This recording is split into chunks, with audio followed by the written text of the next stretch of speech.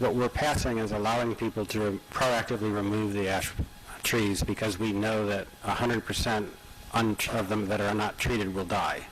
So you're proposing that we extend that to other trees as well? Yeah, I mean, that's true of all the other, of the Dutch elm disease too. It just happens actually that... it's not.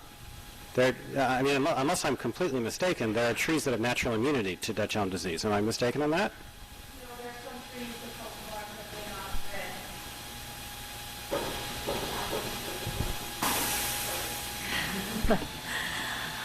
not there are nurseries that breed trees to be more resistant to Dutch elm disease, and there can be natural selection. There can be natural trees out there that are resistant to it. Yes, you are correct. In the press, that there's a story from years ago in the press that a Princeton elm was one of the original cultivars that was immune. That's what I planted on Nassau Street, yeah, and they came from Princeton Nursery, who did that cross-pollination to breed them for that resistance. Thank you. Yes. I have to just disagree slightly in that, though. The elm trees that I'm talking about have all been taken care of all these years with medical assistance.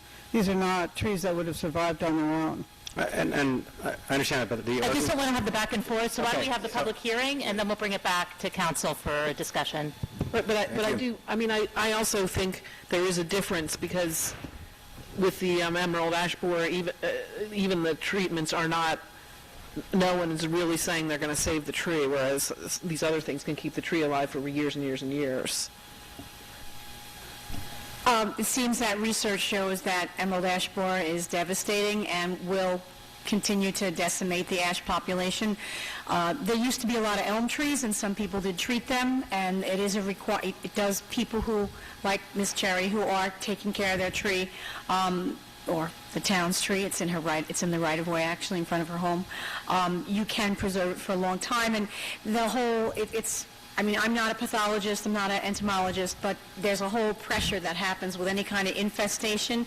It's like a wave of insects that the population gets really, really huge, and then it's really attacking the entire population of the trees. Those that are have been inoculated with the pesticide to kill the insect that lands on the tree, they live through it, and hopefully they ride out the big storm, the big wave. And those larger elms that we have in town, and there are several, it's not just one or two.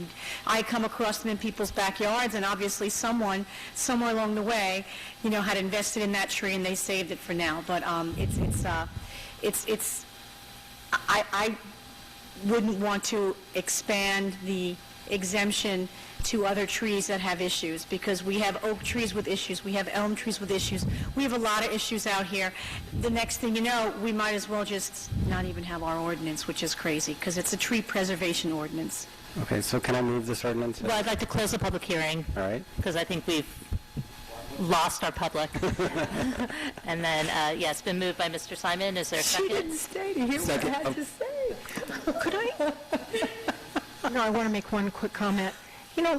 Last night sometime, and I think I emailed a link, and if I can find it, I will send it to everyone. Hopewell had a video on the emerald ash borer, kind of showing the tree, showing the leaves, helping people identify it. And I've mentioned in the past, I don't know whether we could encourage our video production people to also join in this effort to post some things to get it up so people see what the emerald ash borer looks like, especially before the leaves fall off. But they're gone. They're off. They're off. Yeah, Are they really? after yesterday.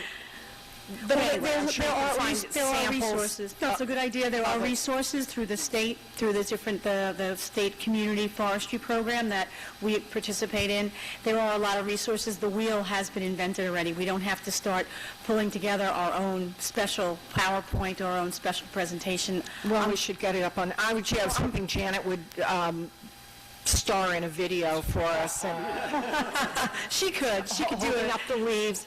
Anyway, yes, no, that's a very good idea, and I do refer many people to our website already. That's actually on my voicemail answering in my office, is to directing people to that to get information. It's a good idea. All right. Okay, the ordinance has been moved by Mr. Simon and seconded by Ms. Crummiller. Madam Clerk, please call the roll. Ms. Howard? Yes. Ms. Crummiller? Yes. Excuse me, Mr. Livermore? Yes. Ms. Butler? Yes. Mr. Simon? Yes. All right, congratulations.